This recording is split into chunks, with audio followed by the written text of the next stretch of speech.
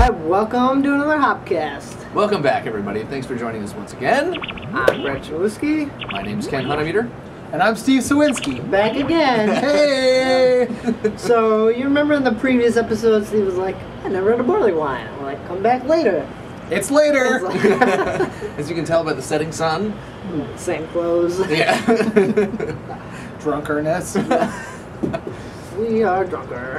And so, why stop here? Why not have a bunch of 10% alcohol barley wines? Because, you know, when the night goes on, the beer alcohol goes up. For whatever reason, we should probably start with the higher stuff and like wean our way, off of the beers, and eventually drink water. But that it just doesn't work. It doesn't happen. Well, That's for quitters. Right. You drink easy and then keep going, and at the end of the night, you're doing shots of Everclear. Of barley scotch. There's a new one for you. So, we're going to go second. We're going to do the Alaskan Barley Wine. Maeve's hometown. Shout out! Home state. And skip a beat. And then our hometown. Shout out! Shout out! Chicago! We're going Goose Old Aberration. This is from their 20th Anniversary Cellar Collection. Yeah, some of the first episodes of the HopCast featured some from this the Cellar Collection from Goose Island. And I haven't had one in months. Right, this one's been aging in the cellar. From their cellar to Drad's. It's nice and cold, too. So this is what we needed for the 40 episode. This just doesn't. Yeah, that's the true. Same. It's a magnum. This is sizable. You could christen a ship with this. We're not wasting good beer. Oh, no. Both schmotes. Let's drink the shit.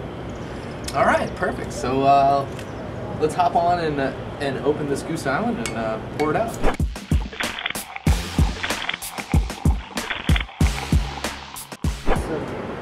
So we're breaking Steve's barley wine cherry here. Speaking of cherry, this smells kind of cherry-like. It's a fruity barley wine, so I think this one might fall more into the English style of barley wine from the aroma, as opposed to the American, which is the English would be maltier and sweeter, and the American would be hoppier and more bitter. Now, I'm going to play stupid for a second, because I am. What makes a barley wine different from a beer? A barley wine is a beer. It got its name based on its high alcohol percentage. Okay. Way back in the England, in the English time, whatever. Nice. what is it? Is any beer over? It's usually over 10, right? Yeah. Because otherwise you'd be in like old ale territory. Yeah, fine line between old ales and barley wines. Kind of like wishy-washy. Old style does not fall into either. No, neither. Okay. So this poured out pretty dark. I can't see through it. Kind of like a murky river water type of thing going on. Not as murky as that rose poured out. This one beer we poured out last night was the rose from Hair of the Dog. It looked like a milkshake. Oh, really? It was just like gloopy and like... And there were pieces of a cookie dough in there. There was a tip that I picked up from a HopCast on the Brewing Network. Shout out! Shout out! With an interview with the Stroyce brothers. Shut up! And they were they brew the Destroy beers, right? Yeah, Stroyce beers, and Black Albert and Jesus and all that stuff. And they were talking about they're Belgian brewers. They're talking about how back in Belgium, what like the fishermen and stuff like that do when they wake up before they go out and start fishing. They'll have a stout and they'll mix a raw egg in it. And so. I think it's like a stout and like a tablespoon of sugar, and they mix it up with a raw egg. And so I'm listening to this and in my car, I'm like, what? And the guys that are interviewing them, the Americans, had the same reaction. They're like, no, seriously, try it. No, we're not like joking you. We're not trying to pull over the... I'd be like, we Belgiumed you! Yeah, exactly. And so I immediately went home and tried it, and it was actually really tasty. But it did look like that milkshake consistency, just like that Hair of the Dog rose. That sounds interesting. So we'll have to put that out on an episode just so you guys can see that. It was pretty crazy. But I've never seen a straight beer look like that. Pretty cool stuff. But back to the barley wines. Barley wine? I'm really excited to try this. Can I? May I? Let's go ahead and do it. nice and sweet right away. Went right up my nose. To me, it tastes like very much like a classic English barley wine. Not too hoppy, mellows out quickly. Very much in the finish, and the linger is super caramely. So if you kind of just like let it sit for a while, all you're left with is like those caramel malts, and it's quite delicious. There's a lot of fruit happening. I think it's kind of fruity-ish. The smell is very fruity, that's for sure. Like cherry, plums, fig, that type of thing, like those dark fruits. Hopefully there's no prunes in here, otherwise we're in the bathroom. Are you allergic to fruit or prunes as well? No, not any more than you guys. Just wheat. Yeah, just the wheat. No, this is very tasty. Don and Mitchell would be jealous here. Yes. One, they love Goose Island, and two, they love barley wines. That's true. Is this bourbon barrel aged too? You might hear like a cry when they're. I'm not sure if it is or not, but like I taste like hints of woodiness in there as well. So I wouldn't be surprised, but I don't know for sure. You could take a look at the bottle and find out. I think they have quite a bit of information on it. So this comes in at 10.2%. Hefty. It's a kick in the butt. So we're walking for the rest of the night, right? I'm driving. No. We don't crazy. We don't promote drinking and driving on the HopCast. Not at the same time. Not at the same time. Because it's kind of hard to drive a car and appreciate beer. Right. And you might split. Yeah. Holding it up, you're like. Chicago potholes are crazy, right. So you don't want to run the risk of losing some of your precious barley wine to a pothole. You gotta put it in one of those camelbacks. That's right. Put it in the camelback. I've been looking into getting like the rope hooks. Oh yeah? So I can carry my beer around. For your festivals? Yeah. Yeah. So you have two hands, so you can like high five all over the place and not put down the glass. I'm thinking of like, eat a sausage or something, but Brad's over there high You're reading my mind. Hey, I'm the knob gas. Yeah. He can high five all he wants. I'm eating sausages with you. Okay. Maybe sausage in one, high five in the other. Hey, it's a multitask. Pierogies, high five. Yes, please. I forgot we had a couple of Polish guys here with me. Yeah. You guys ever do any Polish beers on here? We have a couple in the fridge that Yvette brought for a party one night. Shut up! Yeah, some Okichim down there. Okichim, yeah, pretty tasty stuff. And it's I think it's the dark one. Oh. The porter, dark Okichim porter. I think so, yeah. Well, I know those folks that make the Okichim are going to start making some different ones here pretty soon. They're pushing some new stuff. So you got the inside Polish scoop? Yeah, I saw PolishBlog.com? Yeah, the Polish, they share information about actually, themselves. the tin can? Yeah. Hey. The Polish aren't on the internet. This is how you screw in a light bulb. We're going to be brewing some new Get 5 of your friends. It's just them putting spices in old style, basically. This is our beer. Yeah. Are they pour it in their own glass? Like, we brewed this. And then they write a different name on the glass with a magic marker. Or chalk. Oh, I'm sorry, Polish Defamation League. We're Polish. We can say that. I've stayed out of it. Yeah. We're only a hop skipping away from Ukrainian village, so that's practically Polish. Yeah, that counts for something. Wow. Polish stuff. But so, what do you think of the barley wine? I really enjoy it. I can see how this could be a good way to, Fucking drunk. That's exactly what I was gonna say. Get fucking drunk. And it's a good thing I wrote my name on this glass because I may not remember it later. So this is good stuff. Thank you guys. Who for am sharing. Yeah. I'm full sail. Thank you for popping my my barley wine cherry. Anytime. So we're gonna go back for sloppy seconds here. Yeah. Well, let me finish this first. I'm never one to quit in the middle of something. So go take a pee and wipe off your forehead. We're gonna finish these up, and we're gonna go over to what's the other one? Alaska. Oh yes. Pipes and bears. Very good. All right. Well, welcome back to Shy Hookah, everybody. No. Wrong podcast. Welcome back to the HopCast. Okay. All right. So we're up for barley wine number 2. Okay. Coming in a Yeah. And just so everyone knows, this cost me $8.49 on the marketplace. Oh, Because Brad's classy and he still leaves the price tag. don't break the bank there, Bradley. That's a good deal for a bomber, right? Well, I don't want you to have to refinance your home or anything. It's a write-off. Don't worry. Oh, It's a okay. write-off. Now that we've made so much money on the HopCast, you can write this shit off. For advertising, insert lower third here. Advertising myself. That's right. I'll wash your car.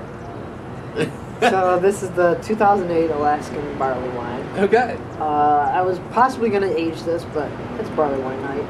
You reach for what you have. Yeah. So. Thank gonna you, go ahead and and crack thank it you open. for reaching into your vast collection to further pop my cherry or take advantage of it. One of the two. Pop it twice. We didn't sure we got It's like it. killing a dead dog. Yeah, I know. You know, I was clenching on the first take. Then we didn't insert all the ways. All right, let's open this thing.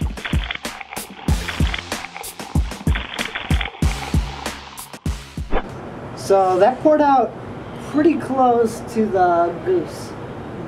Maybe slightly darker. Is it darker? I think. Or did it get darker out here? Tough to say. No sun to check anymore. I think it's dark. A little less head, maybe too. Definitely more malty. Yeah, not as sweet anymore. That's for sure. The overall like aroma, it just isn't quite as heightened as the last beer. It smells like a barley wine. This is Oh, so this is what I'm supposed to smell when I smell Right. barley wine. the other one was maybe a little more fruity. This is like classic barley wine. Yeah, that's right. Oh. Wow. Ooh. Yeah, That is pretty classic. Yeah, there's a little more alcohol burn. Yeah, there's alcohol hot. Yeah, and then finishes like empty. Yeah, And, it's pretty clean. Like it's like, whoop, fall off. So, I think this probably could benefit from some age and let that alcohol burn just kind of like meld together with the rest of the flavors. The What? like fruitiness might come out a little more in the age. Yeah, right. If it was older, would it sustain the burn or? No, the burn would kind of go away. The alcohol percentage would still be there, Same, yeah. but the hotness from the alcohol is going to kind of smooth out over time. It's like when you get the like 15 or 20-year-old like bourbons, they're a lot smoother than like the 10 or the 5. Yeah. Still the same alcohol percentage. Because but I definitely shuddered when I tasted this. but certainly, I mean, I think this could go for about a year or two, Right. at least. You know. This was a beer that they probably should have made and kept, like rather than putting it on the public right away. Right. Poured it away for a little while, and then we're like, okay, this is gonna be good now. Enjoy it. Right, because like us fools, we're like, sweet, new Alaskan barley wine. Let's open it up and try it. And I'm like, I don't know. I only thought about aging it, but just got, I guess, a little too impatient. It's hard to age beers because they're like you look in your fridge and they're there, and you're like, oh.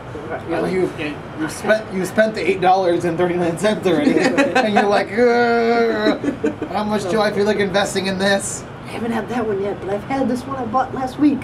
Yeah. Damn it. That's why you have to buy 2 of everything. So I had that last year. You can only drink so much Coke Zero in your fridge.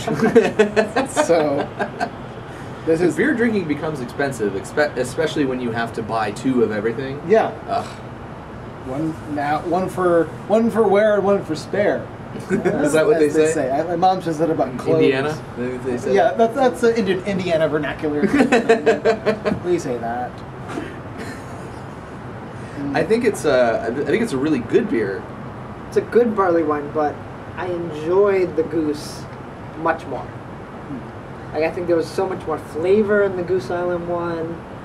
To me, I think that I think the potential for this one I like more, but I would like to see it with a little bit of age on it. Like time wise, you'd like to drink the Goose now and enjoy this later. Seems like it. You know, like Yeah. that could be like a for now, and then if you have patience, you can enjoy this later with age. Well, I know the Goose has been sitting around for like maybe almost 6 months. 6 months? now. Yeah. So I don't know when this Alaskan 2008 came out. It's 2009 now, so.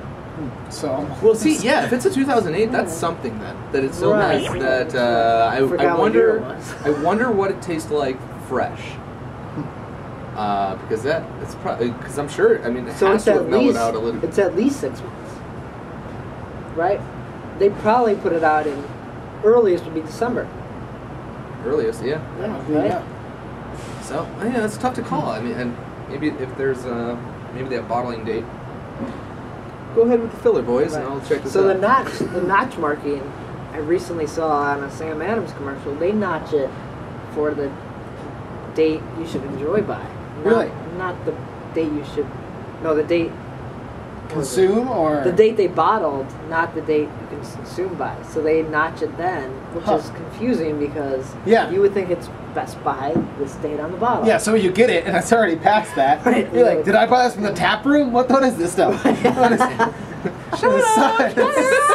Side note, Brad and I once purchased a You purchased this. Well, I purchased I was there. a case of beer. It was a 4 or 6 pack.